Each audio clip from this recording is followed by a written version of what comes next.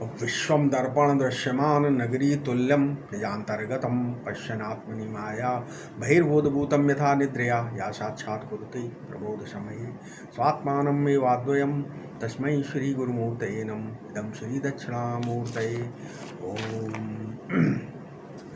इस वीडियो में क्या है, 221 श्लोक हो गए थे योग वासिष्ठ सार के। इस वीडियो में 222वां श्लोक क्या है, यथा अनुपुत्रिका शून्य स्तंभो अनुत्कीर्ण पुत्रिका तथा भातम जगत ब्रह्म तेन शून्य पदम गतम। जैसे लकड़ी के खंभे को मूर्ति गढ़ने के पहले अनुत्कीर्ण मूर्ति वाला खंभा कहा जा सकता है, ठीक है। वैसे ही अव्याकृत जगत शून्य के रूप में ब्रह्म में रहता है, ठीक है, और केवल एकमात्र ब्रह्म का ही अस्तित्व है। देखो, ये जितने पृथक पृथक पदार्थ तथा जागृत स्वप्न सुसुप्ति आदि ये जगत के पदार्थ कहाँ भास रहे हैं, एक अनंत में, एक अपरिछिन्न में। जो भी वस्तुएं टुकड़े टुकड़े के रूप में भासती हैं, दिखती हैं, उन्हें आधार के लिए क्या चाहिए, उन्हें आधार के लिए एक रस वस्तु की आवश्यकता होती है। अपने मन बुद्धि एवं इंद्रियों के द्वारा जितने भी टुकड़े टुकड़े पदार्थ प्रतीत होते हैं, और जो ये स्वयं मन बुद्धि और इंद्रियां प्रतीत होती हैं, ये सभी जिस अधिष्ठान में प्रतीत होती हैं और जिस प्रकाश में भासमान है, वो अधिष्ठान और प्रकाश तो एक ही है, नहीं? तो देखो, प्रकाश कहो, अधिष्ठान कहो, दृष्टा कहो, ये जो अधिष्ठान स्वयं प्रकाश आत्मा है वो एक है। अतः उसमें प्रतीत होने वाले जितने भी पृथक पृथक परिच्छिन्न पदार्थ हैं वे सब क्या हैं, मिथ्या हैं। अतः अधिष्ठान और प्रकाशक का भेद किसी प्रकार सिद्ध नहीं हो सकता।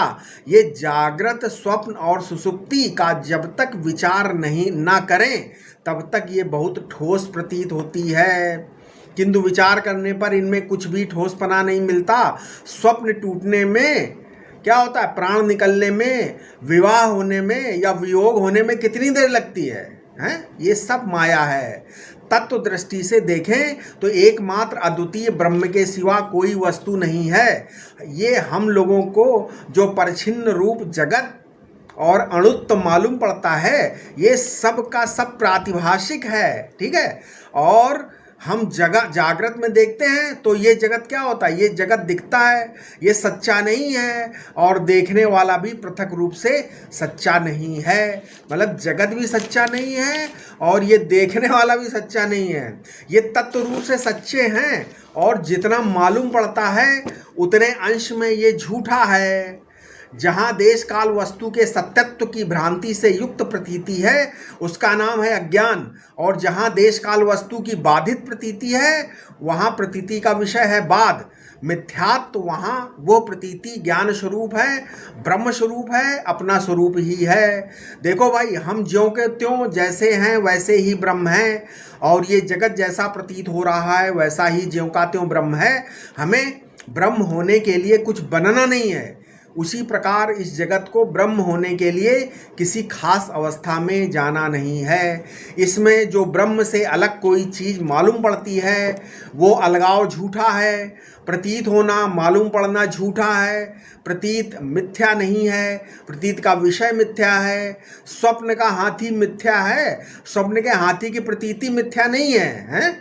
क्योंकि जागृत होने पर हाथी का बाध हो जाता है, प्रतीति का बाध नहीं होता, ठीक है। जो बाधित होता है वो प्रातीतिक है, और जो बाधित नहीं होता है वो क्या है, प्रतीत मात्र है। और भान मात्रम परब्रह्म, क्षणिक प्रतीति नहीं, देशिक प्रतीति नहीं, वैषयिक प्रतीति नहीं, ये बाधित विषय से रहित बाध की जो प्रतीति है यह ब्रह्म है, और ये सब भी ब्रह्म है। पहले भी ब्रह्म है ना, और पीछे भी ब्रह्म है।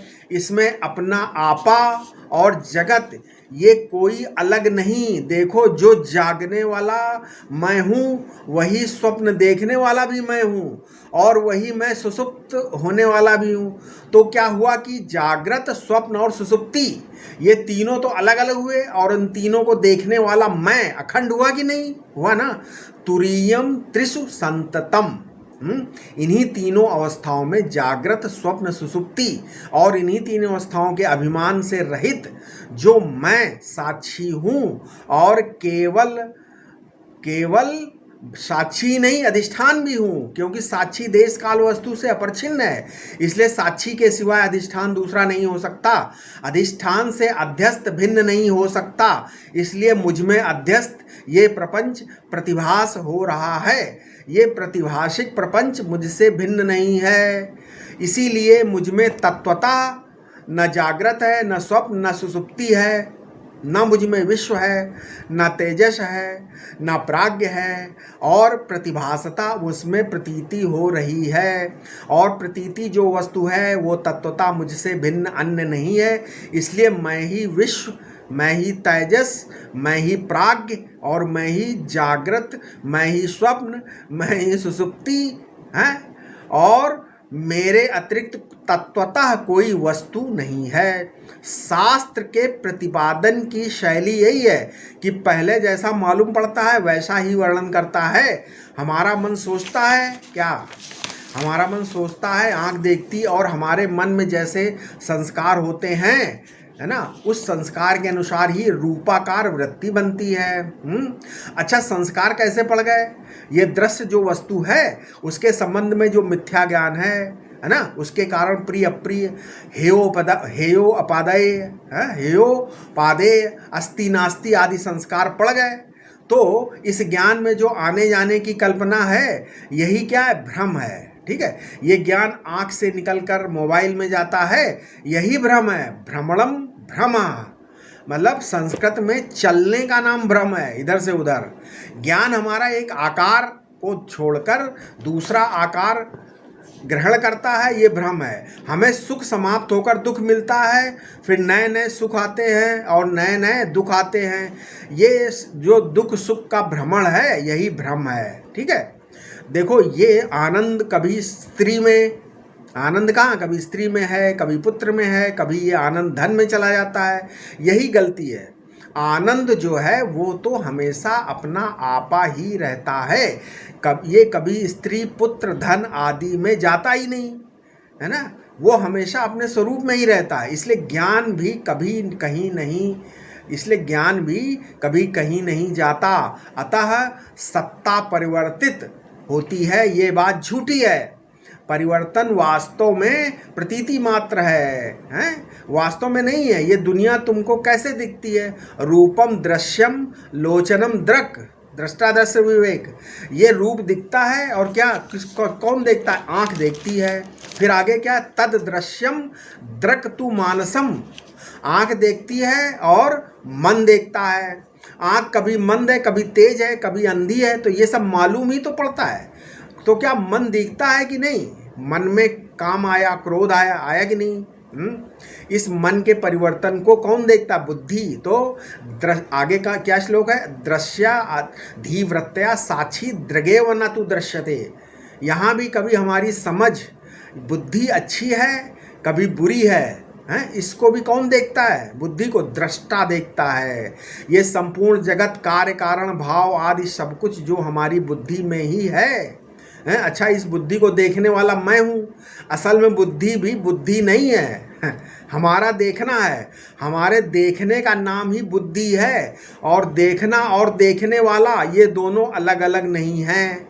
ठीक है, इसलिए देश काल वस्तु से अलग, देश काल वस्तु से अपरिच्छिन्न, देश काल वस्तु से अपरिच्छिन्न, बुद्धि से अपरिच्छिन्न अपना स्वरूप है। केवल अपरिच्छिन्न ही नहीं, बल्कि इनके लेश मात्र से शून्य ऐसा अपना आपा है, और देख भी सब कुछ रहा है।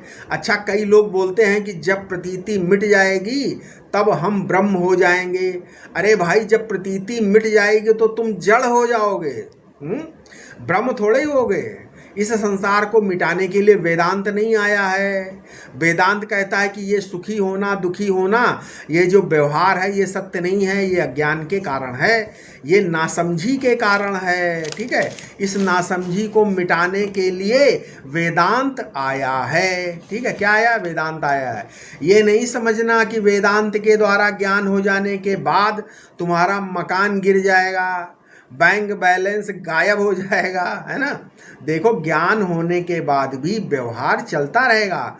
कोई जनक की तरह राज्य करेगा, कोई अवधूत सुखदेव जी की तरह रहेगा, कोई नारद जी की तरह भक्ति करेगा नहीं, कोई भामतीकार की तरह गृहस्थ आश्रम में भी रहेगा। तो ज्ञान केवल अज्ञान मिटाएगा, तुम्हारे बौद्धिक द्वंद्व जो हैं उनको मिटाएगा। ये ज्ञान जगत को मिटाने के लिए नहीं आया है।